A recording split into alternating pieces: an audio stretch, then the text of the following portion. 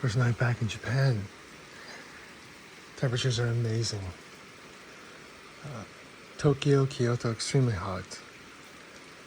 Last night I slept here. If I could have opened the windows, it would have been perfect. I got to get some screens this morning. That's priority number one. Screen replacement and allow the airflow because the temperatures are super mild, just really, really nice. I'm gonna order a little portable AC, one I wanted to try for a while, so I can bring it to the kitchen as well now. We're gonna load up on food, try to get some screens, try to get a few things bought for some minor repairs here. But a great night, very comfortable. It's absolutely amazing here right now. Low 70s, almost 60s, high 60s. But listen, nice rainfall.